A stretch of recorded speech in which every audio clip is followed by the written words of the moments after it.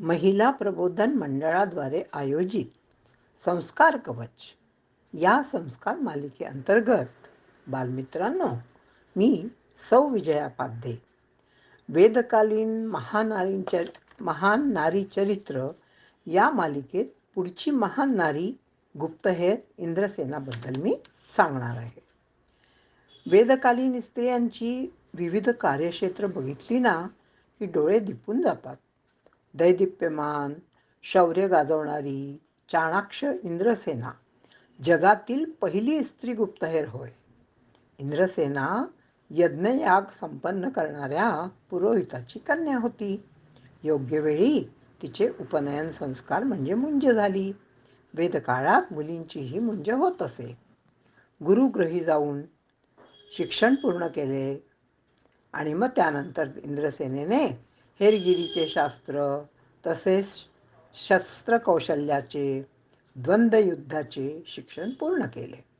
हेरगिरीसाठी असणारे सगळेच आवश्यक गुण, जसे धडधाकट शरीर, अमाप शक्ती, असीम धैर्य, अत्यंत धडाडी, तर्कशक्ती, निर्णय क्षमता, चौकस बुद्धी, हे सगळे गुण इंद्रसेनेजवळ होतेच. हेरगिरीचे काम हे त्या काळी सुद्धा पुरुषांचे क्षेत्र मानले जाई. परंतु इंद्रसेनेने एक नवीन परंपराच या क्षेत्रात सुरू केली. इंद्रसेनेने वेदविद्या पारंगत मुद्गल नावाच्या शेतकऱ्याशी स्वेच्छेने विवाह केला. हे वेदविद्या पारंगत मुद्गल यांनी सुद्धा स्वेच्छेने शेती व्यवसाय सुरू केला. आता या मुद्गलांजवळ भरपूर गोधन होतं. त्या काळी सुसंपन्नता, श्रीमंती याचं लक्षण गोधन असे. आता हळूहळू विवाहानंतर मुद्गलाबरोबर इंद्रसेनेने सुद्धा कृषीकर्म करत करत त्यात ती कुशल झाली. बैलांना वेगाने पळविण्यात, तसेच रथ पर्वतमय खडतर मार्गातून वेगाने पळविण्यात तिचा हातखंड होता. एकदा सुभर्वा नावाचा एक कुख्यात होता आणि फारच मोठा दरोडेखोर. त्याने त्यांचे सारे गोधन पळविले. एक म्हातारा बैल तेवढा उरला. चिंतेत बुडून हतबल हताश होईल ती इंद्रसेना कसली. तिने इथेच तिच्या चाणाक्ष बुद्धीची कसोटी होती बरं. इंद्रसेना गोठ्याभोवती बारकाईने निरीक्षण करत होती.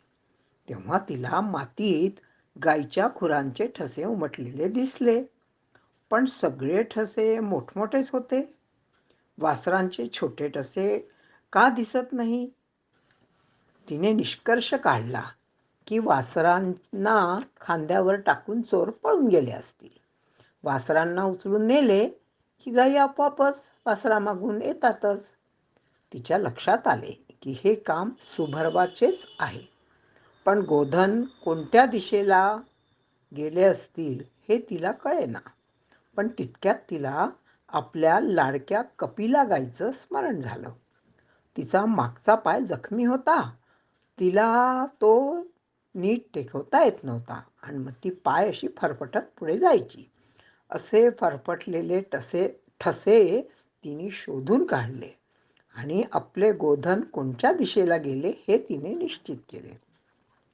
आता इंद्रसेना आणि तिचे पती दोघांनीही सुभर्वा जो घनदाट जंगलातील पहाडाच्या कपारीत लपून बसला होता त्याला शोधून काढले. त्यांना बघताच सुभर्वा घोड्यावर सुसाट वेगाने पळू लागला. इंद्रसेना ही अत्यंत वेगाने रथ हाकीत त्याच्या मागे निघाली. थोड्या वेळाने सुभर्वाने आपला घोडा कठीण अशा उतरणीवर चालवला. रथ त्या उतरणीने नेणे म्हणजे जीवाशी खेळल्यासारखेच होते. आता रथ जर हळूहळू चालवला तर सुभर्वा पळून जाईल. या विचाराने इंद्रसेनेने पर्वतावरचे मोठमोठे दगड उतरणीवर टाकायला सुरुवात केली.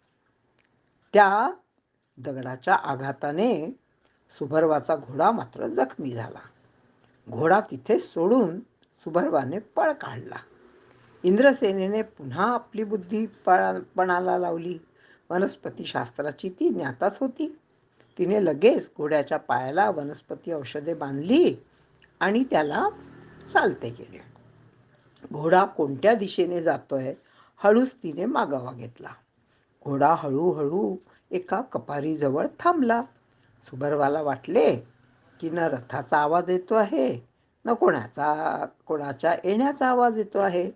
घोडा आता आपल्या घरी परतला आणि सुभर्वाला वाटलं की आता सगळं आपला मार्ग सुरळीत आहे. असं समजून तो हळूच बाहेर पडला. पण इंद्रसेना आणि मुद्गलांना पाहून त्याने पुन्हा पळ काढला. दोघांनीही त्याचा पाठलाग केला. इंद्रसेनेने आता काय झालं होतं की इंद्रसेनेचे जे शस्त्र होते ते रथातच राहून गेले होते. रथाच्या जुव्याच्या जाड लाकडी ओंडका तिने शस्त्र म्हणून हातात घेतलं. आता इकडे खोल खोल दरीजवळ मार्ग संपल्यामुळे सुभर्वा तिथेच थांबला.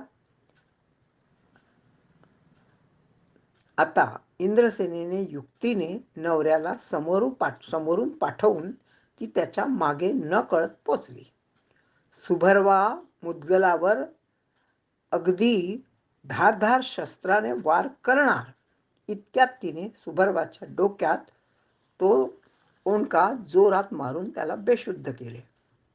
त्याचे शस्त्र काढून घेऊन त्याला पाणी पाजले आणि मग तो शुद्धीवर आल्यावर त्याला गायींचा ठावठिकाण विचारला. जीवाच्या भीतीने त्याने ही गायीचे ठिकाण सांगितले. इंद्रसेना आणि मुद्गलला आपल्या गायी आपलं गोधन परत मिळालं. खरोखरच आपल्या बुद्धी सामर्थ्याने, तर्कशक्तीने, गुप्तहेरगिरीच्या ज्ञानाने आपल्या पतीचे गोधन मोठ्या धैर्याने परत मिळवून देणारी ही वेदकालीन गुप्तहेर इंद्रसेना आजही स्त्रियांना एका वेगळ्या क्षेत्राकडे खुणावते आहे. मुलांनो, आवडली ना गोष्ट? आता पुढच्या वेदकालीन नवीन महान स्त्री चरित्राच्या माहितीसह आपण पुन्हा भेटू. तोपर्यंत मुलांनो, आता परीक्षेचे दिवस जवळ आले आहे. अभ्यास करा आणि उन्हाळ्याच्या सुट्ट्या लागल्या की छान छान अवांतर वाचन पण करा. आपले हे सगळे व्हिडिओज ऐका. चला तर मग पुन्हा भेटू. जय हिंद, जय भारत.